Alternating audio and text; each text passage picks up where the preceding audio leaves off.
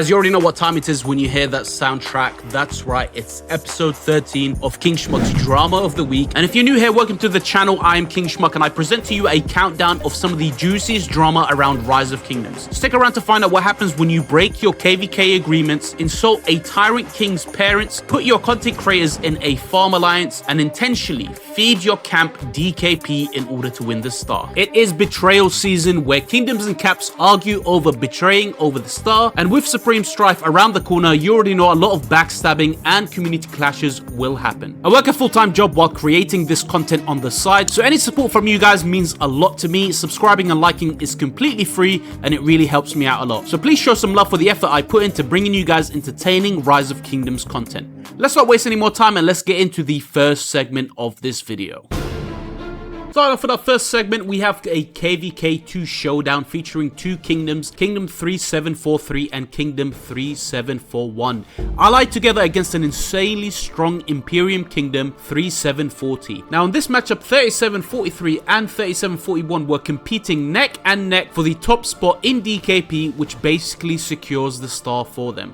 They already secured their victory against 3740, but then things took a dramatic turn when the king of 3740 managed to manipulate and troll the leadership of 3741 in Lost Kingdom chat. He sent messages claiming that he would intentionally feed 3743 by fighting them more in the open field.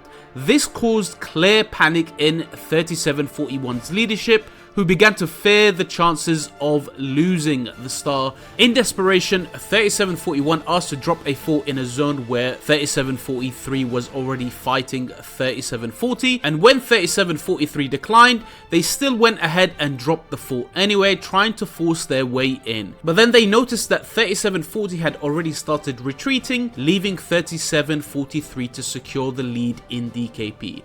Seeing this, 3741's leadership made a very controversial move and they began to zero their own deadweights mid-KVK to boost their stats. Naturally, this is going to spark a chaos. 3743 immediately confronted them and told them to stop and told them not to include those stats in the DKP because it wouldn't be fair, but 3741's leadership insisted and were stubborn that the DKP gained from zeroing their own members should still count towards the rankings and that they still deserved the star.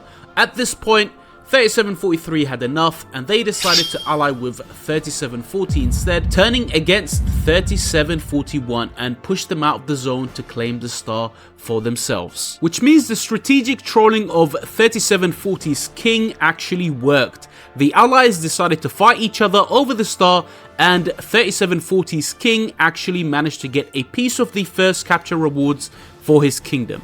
Fair play, my friend, fair play.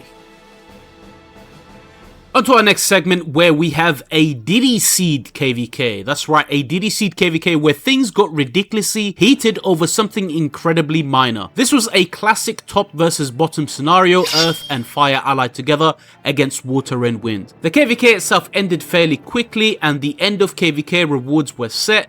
It was agreed that Earth Camp would take the star, Fire Camp would secure the first capture, and as part of the surrendering terms, Water Camp would receive 4 circles as compensation for how hard they fought. Water Camp accepted these terms and agreed to stop fighting earlier than expected, and for 4 days everything seemed settled, until a tyrant king from Earth suddenly decided to wake up and backtrack on the agreement, refusing to give Water their promised 4 circles, which basically sparked chaos in the diplomacy chat. Fire Camp stepped in, reminding Earth that the deal had already been made and they insist in sticking to it. Things got really heated in the diplomacy chat. Earth King refused to back down, creating unnecessary conflict, and Fire's leader, frustrated, said some things in the heat of the moment, words that ultimately pushed Earth into attacking Fire directly.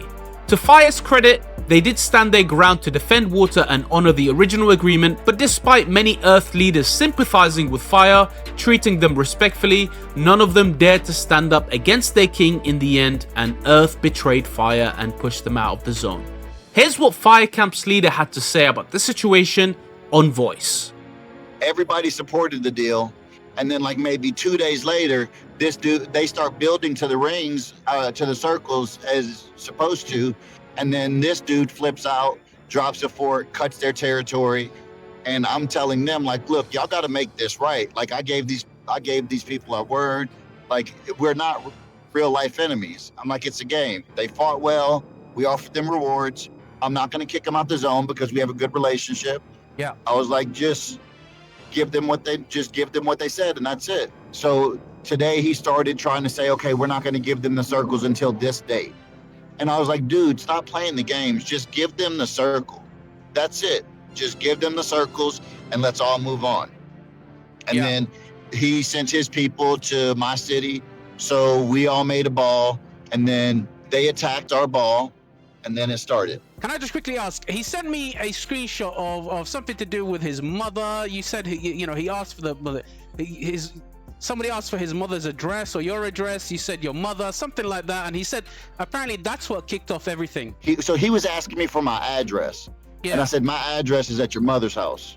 Yeah, we saw that. Saw that. I understand, but I'm assuming this is when it got heated, right? This is way after. This is after you guys. It's been heated ever since he stepped in and tried to dictate. Like, his whole camp doesn't like them. They all message me and say, we're sorry, we'll try to control him, blah, blah, blah. And I have no idea why they let him do this. Yeah. Because their camp is full of really good people.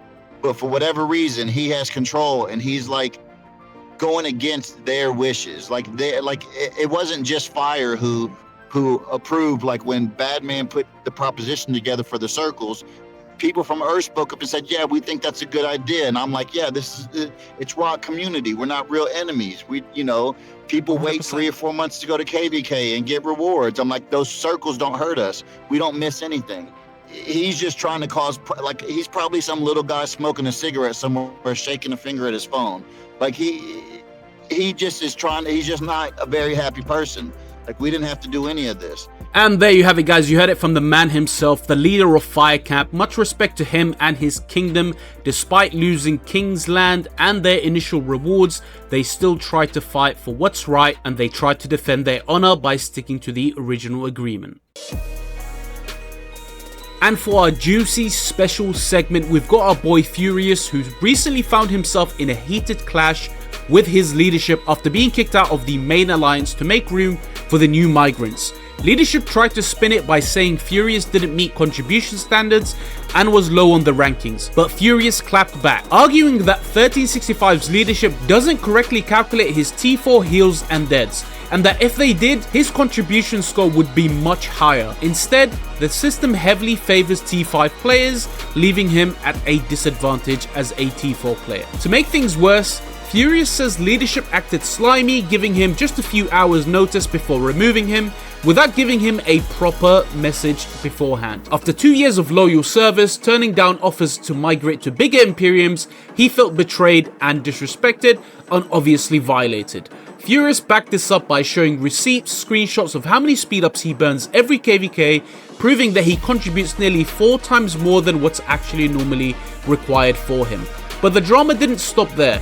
Furious went further and exposed Hades, an R4 in 1365, saying publicly Hades presents himself as a professional and PR polished, always pushing for good relations with other Imperiums, but behind the scenes, Furious claims Hades was the one encouraging him to make content trashing other Imperiums such as 2489. According to Furious, many of the drama videos about 2489 were actually sparked by Hades and encouraged by him. He even pushed Furious to include memes of Arvix, the king of 2489, showing his real face, and that is something Furious refused to do out of respect for boundaries.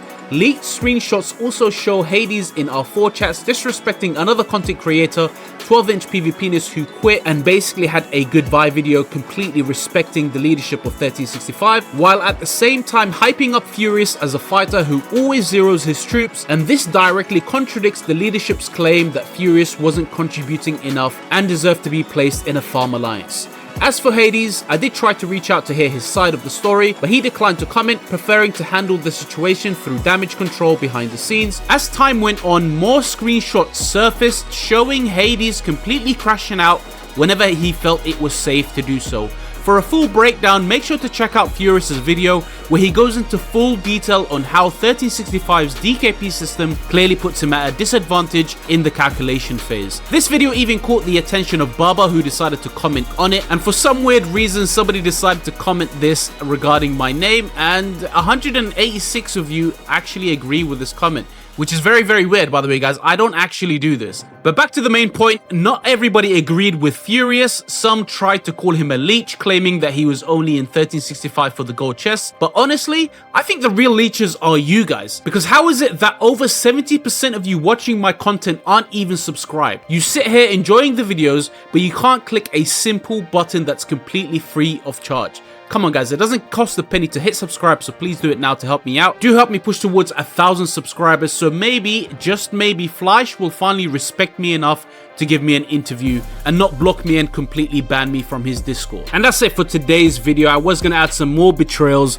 but honestly guys, it is extremely tiring to do the voiceover, do the editing, and just keep adding more into these videos, and it's getting really late, so I just decided to just keep it at 3 segments. Hope you guys enjoyed the video. Obviously, look out for the next ones. Look after yourself guys, and I'll see you guys on the next video.